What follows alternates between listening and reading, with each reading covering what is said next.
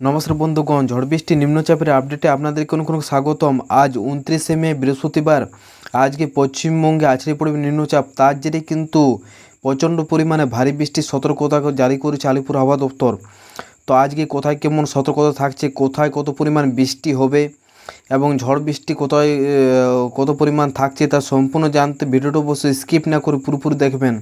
আর আপনি যদি চ্যানেলে নতুন হয়ে থাকেন তো চ্যানেলটি সাবস্ক্রাইব করে দেবেন সর্বপ্রথম এরকম আপডেট পাওয়ার জন্য। তো চলুন দেখে নিই আজ থেকে আগামী 2-3 দিন কোথায় কেমন নিম্নচাপের প্রভাব ফেলবে এবং কবে থেকে আবার পরিষ্কার আকাশ থাকবে সেটা জানাবো। তো ভিডিওটা অবশ্যই শেষ পর্যন্ত দেখবেন।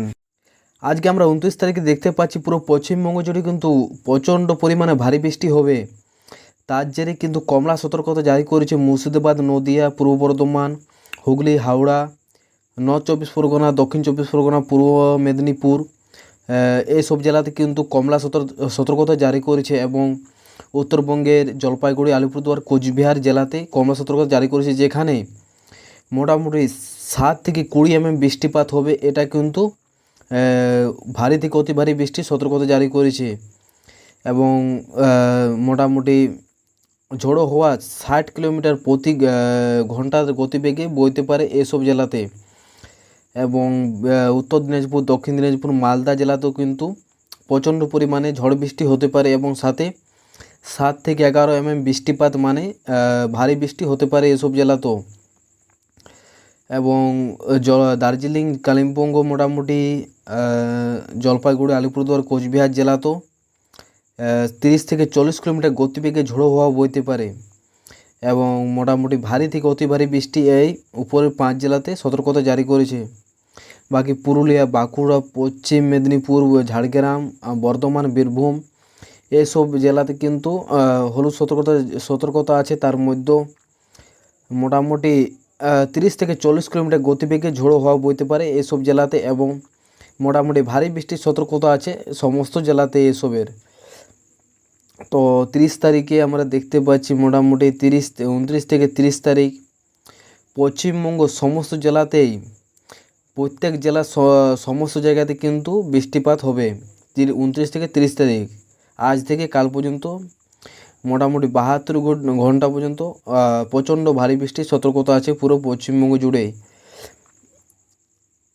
বাকি 30 তারিখে দেখতে পাচ্ছি মোটামুটি লাল অ্যালার্ট দেওয়া আছে যেটা হলো আলিপুরদুয়ার জেলাতে, যেখানটায় হেভি টু হেভি রেন, মোটামুটি ভারী থেকে অতি ভারী এবং তার উপরও কিন্তু এইসব আলিপুরদুয়ারে সতর্কতা আছে।